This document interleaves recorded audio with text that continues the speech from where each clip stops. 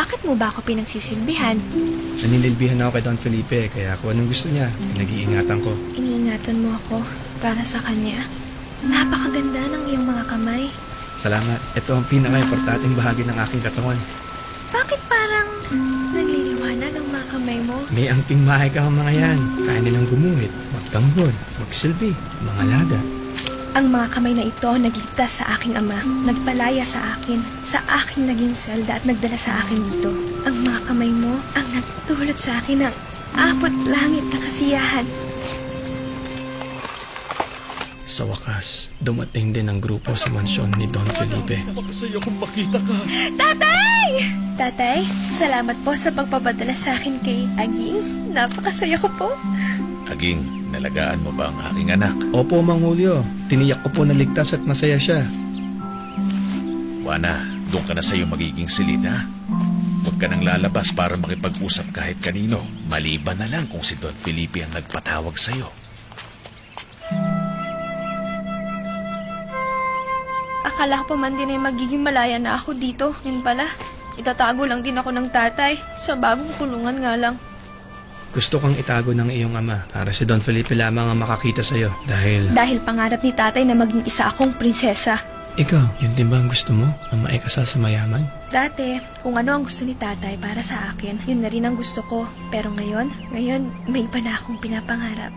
Ngayon namumuo ang mga tanong sa aking isipan na paano kung mamuhay ako ayon sa aking kagustuhan, hindi lamang naghihintay na ipagkasundo sa lalaking mayaman. Paano kung alipin lang ang nasa palad ko? Paano kung gusto kong magsimula ulit kasama ka? Ipagpapaalam kita sa iyong ama. Baka kapag nalaman niyang marangal ang aking intensyon, piliin niya na akong iyong makasama. Hindi man ako mayaman, ang mga kamay ko ay magsisilbi para ipagtanggol, alagaan at pagsilbihan ka.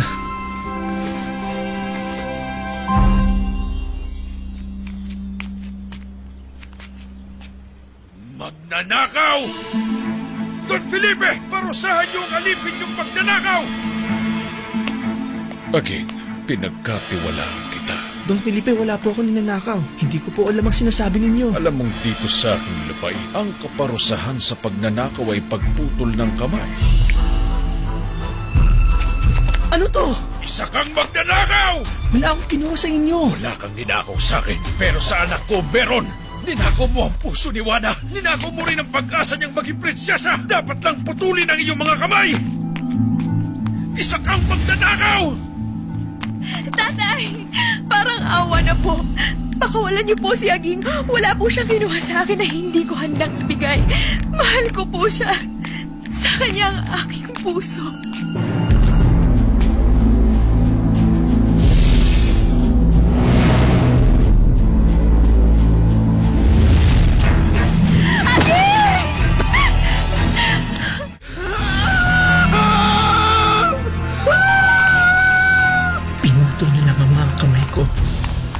Pero ang puso ko patuloy na iibig kay Juana. Magkakaroon ng palatandaan ng pagmamahal ko sa kanya at makikita ito ng lahat. Malalaman ng lahat ng pagmamahal ko sa iyo, Juana. Paalam. Kung nasan ka man naging, sana magkaroon ako ng matatanganang alaala mo. Hanggang sa magkasama tayong muli.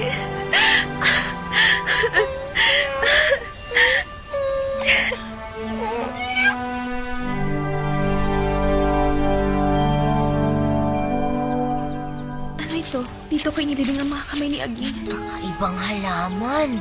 Malagintong mga daliri. Parang kamay ni Aging.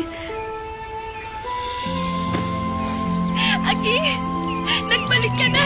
Aging! Kung alam lang ni Juana,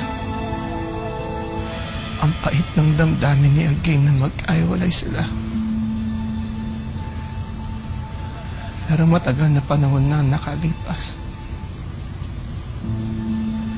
Pinaglipasan na kami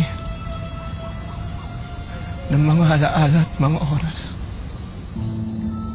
Aging, kailan ka ba babalik sa akin?